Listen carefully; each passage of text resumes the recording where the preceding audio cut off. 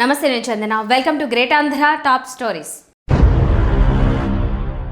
మహాపాపానికి ఒడిగడుతున్న బాబు సర్కార్.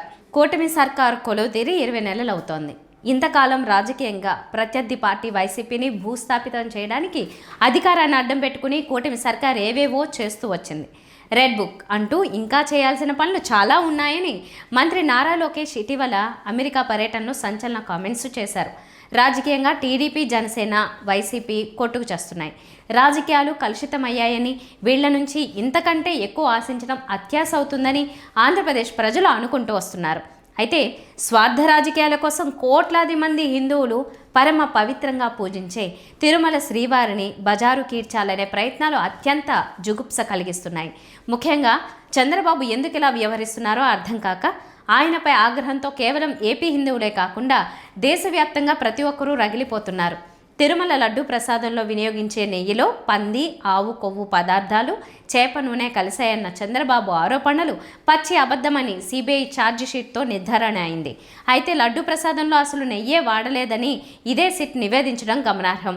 కానీ సిబిఐ ఇచ్చిన నివేదికతో చంద్రబాబు సర్కార్ సంతృప్తిగా లేదని నిన్న కేబినెట్ సమావేశంలో తీసుకున్న నిర్ణయంతో తేలిపోయింది.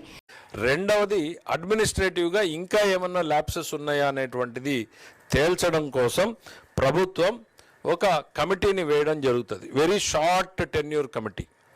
ఎంత టైం ఫ్రేమ్ అనేది ఇంకా చెప్పలేదు. గౌరవ ముఖ్యమంత్రి గారు డిసైడ్ చేసి చెప్తారు. రోజుల 2 వారాల ఎట్లా అనేటువంటిది షార్ట్ టెన్యూర్లో. ఎందుకనంటే ప్రతి ఒక్కరికి వినే అవకాశం ఇవ్వాలి. వాళ్ళ మీద ఏదైనా ఇవాళ వాళ్ళు క్లియర్ కట్గా ఇవాళ ఇక్కడ చర్యలు తీసుకోండి అని చెప్పినా కూడా we want to be vengeance attitude అనేటువంటిది కాదు. వాళ్ళకి ఏదన్నా చెప్పుకునేటువంటి అవకాశం ఉంటే కూడా చెప్పే అవకాశాన్ని ఇవ్వాలి అనేటువంటి దాంతో ఈ కమిటీ వేసి తదుపరి చర్యలు తీసుకోవడం జరుగుతుంది. ఒకటి, వీళ్ళ మీద ఈ వ్యవస్థ మీద చర్యలు తీసుకోవడం, సరిదిద్దడం. అతి ప్రధానమైనటువంటిది నేరస్తులుగా భావించాలి. అందులో ఆ ఛార్జ్షీట్లో ఉన్నారా లేదా చూసి ఉంటే వెరీ గుడ్, లేకపోతే ఇదిగో మీరే నేరస్తులుగా ఇక్కడ తెలిసి జరిగింది అని చెప్తున్నారు, తెలియక జరగడం లేదని చెప్పారు. 5 నెలల్లో మళ్ళీ తిరిగి అదే అధికారులు సంతకం పెట్టారని వాళ్ళు చెప్పింది. మేము ఎక్కడ పదం యాడ్ చేసింది కాదు. తెలిసి జరిగింది అన్నప్పుడు వాళ్ళు నేరంలో భాగస్వాములు అవుతారు కదా. ఈ కోణం ఎందుకు చూడలేదు అని ఎవరు అడగాలి, మనమా ఏంటి అనేటువంటి దాని మీద కూడా ఏజీ గారిని పిలిచి కూడా అడ్వైజ్ అడగడం జరిగింది. So it will take some more time. But ఇమీడియట్గా అయితే మాత్రం కమిటీని ఏర్పాటు చేసి ప్రభుత్వం చర్యలు తీసుకుంటుంది. తిరుమల తిరుపతి దేవస్థానం పవిత్రతని కాపాడడానికి, శ్రీవారి ప్రాభవాన్ని, వైభవాన్ని ఏమాత్రం తగ్గకుండా మరింత కట్టుదిట్టమైన చర్యలు తీసుకోవాలి అనేటువంటిది భావిస్తున్నాం.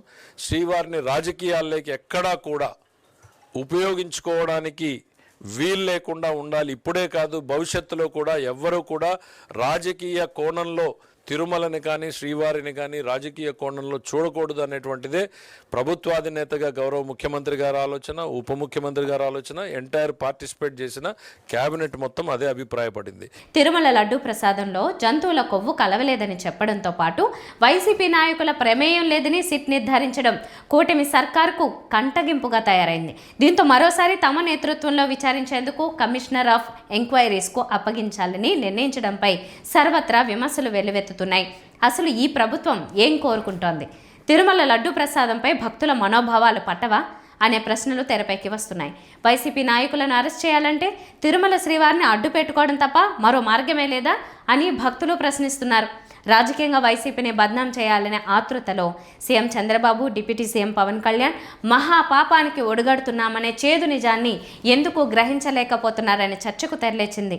కూటమి సర్కార్ తాజా తీసుకున్న నిర్ణయం ముమ్మాటికి కలియుగ దైవం శ్రీవారిపై అత్యంత పాశవిక దాడిగా కోట్లాది మంది భక్తులు భావించే పరిస్థితి.